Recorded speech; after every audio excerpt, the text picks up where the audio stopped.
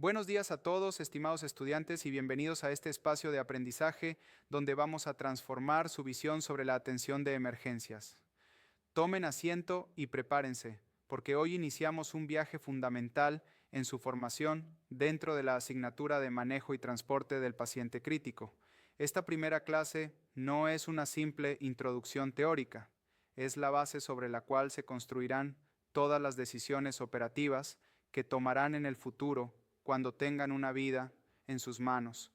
Vamos a abordar la definición, la clasificación y, lo que es crucial, la evolución histórica y el marco legal que rige nuestra profesión en el Ecuador.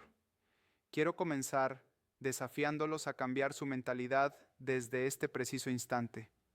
Muchos entran a esta carrera con la imagen romántica de la sirena sonando y la adrenalina de la velocidad, pensando que su trabajo es simplemente llevar a alguien rápido al hospital.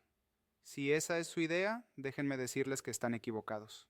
Hoy vamos a entender por qué el transporte sanitario moderno es una ciencia y no una carrera de autos. Para comprender la magnitud de su responsabilidad, es imperativo mirar por el retrovisor de la historia. La atención médica de emergencias en nuestro país, y específicamente la disciplina del transporte sanitario, ha sufrido una metamorfosis radical en las últimas 2 décadas.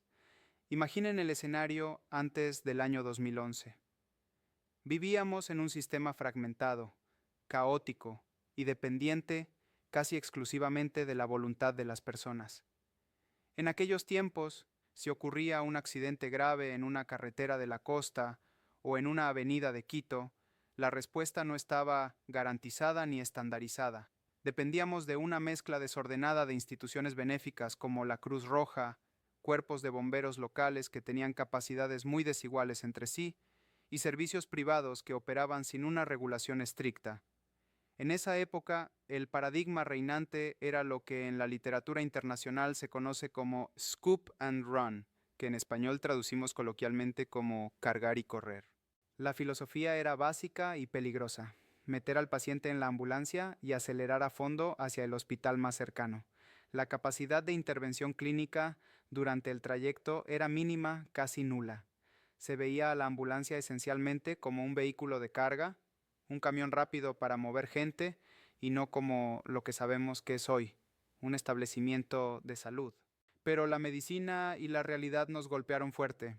Nos dimos cuenta de que la complejidad de las patologías modernas, desde los traumas severos por la alta siniestralidad vial que vemos a diario hasta las emergencias cardiovasculares y obstétricas, exigía algo más que velocidad.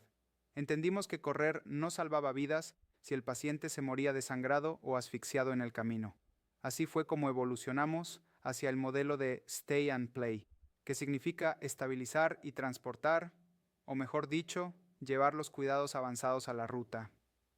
Este cambio conceptual es lo que define su carrera hoy. Ya no se trata de ir del punto A al punto B. Se trata de convertir la cabina trasera de la ambulancia en una extensión funcional de la unidad de cuidados intensivos o del área de reanimación. Bajo esta nueva visión, ustedes no son choferes ni camilleros, son operadores de una plataforma biomédica de alta complejidad, capacitados para sostener las funciones vitales de un ser humano en un entorno hostil y dinámico. Un momento que marcó un antes y un después en nuestra historia nacional y que deben tener grabado a fuego fue la creación del Servicio Integrado de Seguridad EQ 911 mediante el Decreto Ejecutivo número 988 del 29 de diciembre de 2011. Este decreto fue el fin de la dispersión operativa. Antes de esto, para que se hagan una idea del drama que vivíamos, una ciudad como Quito contaba con un número ridículo de ambulancias, a veces apenas 4 o 5 unidades operativas para atender a una población de 2 millones de habitantes. Esto provocaba tiempos de respuesta inaceptables y, lamentablemente, una alta tasa de mortalidad prehospitalaria que era totalmente prevenible. La llegada del SU 911 permitió articular bajo un mismo techo tecnológico y operativo al Ministerio de Salud Pública, al IESS, a las Fuerzas Armadas, a la policía y a los bomberos. Aunque seamos honestos y reconozcamos que la integración total de los protocolos clínicos sigue siendo un desafío en el que trabajamos día a día, al menos ahora operamos bajo una misma doctrina de coordinación. Ahora, Pasemos a un tema que a veces les aburre, pero que es el que los mantendrá fuera de la cárcel, el marco legal. El ejercicio de su profesión no ocurre en el vacío, está estrictamente regulado.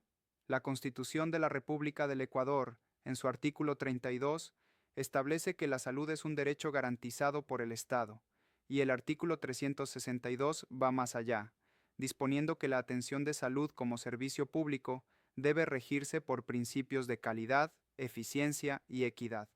Esto eleva su trabajo a la categoría de servicio público esencial. ¿Qué significa esto en la práctica? Que negar un traslado o brindar una atención negligente por razones económicas o administrativas constituye una violación directa de los derechos constitucionales de esa persona. Aterrizando en lo operativo, su Biblia regulatoria es el Acuerdo Ministerial 5212 y sus reformas. Este documento es vital porque clasifica oficialmente a las ambulancias como establecimientos de salud móviles. Quiero que reflexionen sobre esa frase. Legalmente su ambulancia es un hospital sobre ruedas. Al ser un establecimiento de salud, está sujeto a los mismos estándares de calidad, licenciamiento y vigilancia que el Hospital Eugenio Espejo o cualquier clínica privada, bajo la supervisión de la ACESS. Esto implica que todo el equipo que llevan a bordo, desde el ventilador mecánico hasta el monitor multiparámetro, debe tener registro sanitario vigente y un plan de mantenimiento documentado, tal como lo exige la ARCSA. Si ustedes utilizan un equipo dañado o no certificado durante un traslado y algo sale mal, no solo ponen en riesgo la vida del paciente, sino que invalidan legalmente toda la atención prestada y se exponen a graves consecuencias. Entremos ahora en la materia técnica de la clase. ¿Qué es exactamente el transporte de pacientes críticos?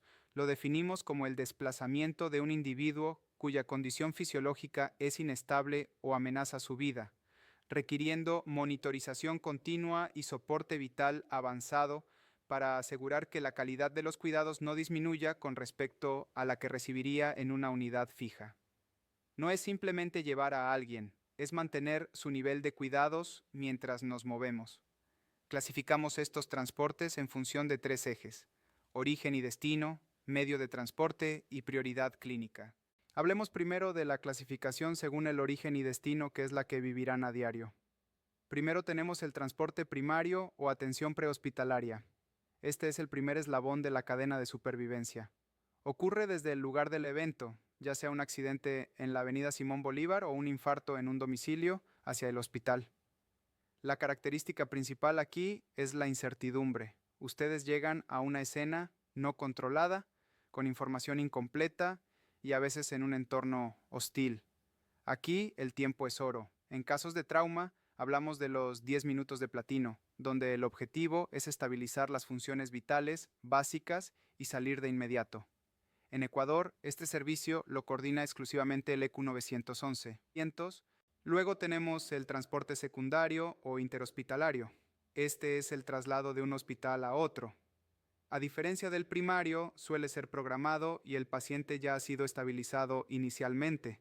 Aquí usamos términos como referencia, cuando llevamos al paciente a un nivel de mayor complejidad porque necesita recursos que no tenemos, como neurocirugía, y contrarreferencia, cuando el paciente regresa a un hospital de menor nivel para su rehabilitación.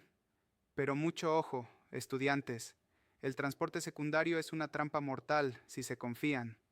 Aunque el paciente parezca estable, la literatura nos dice que hasta el 68% de estos traslados sufren eventos adversos, desde descompensaciones hasta fallos de equipos. Estamos moviendo a pacientes que están al límite de su reserva fisiológica. Para estos traslados es obligatorio usar el formulario 053, que justifica técnica y legalmente la referencia.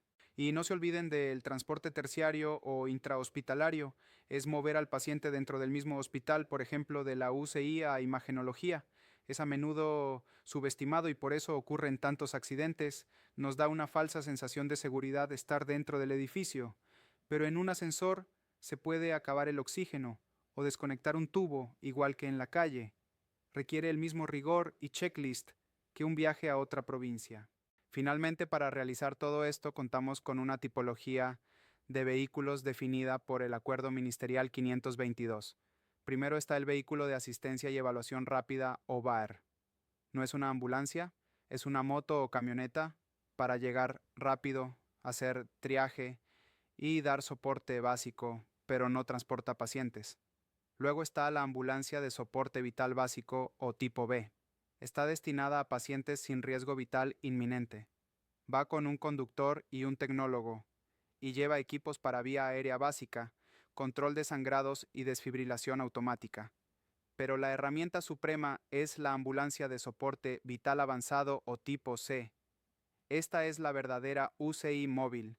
Requiere conductor, médico y enfermero o tecnólogo avanzado.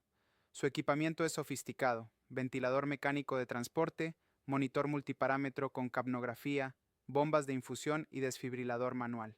Está diseñada para manejar pacientes críticos con inestabilidad fisiológica severa, permitiendo procedimientos como la intubación y el uso de fármacos vasoactivos.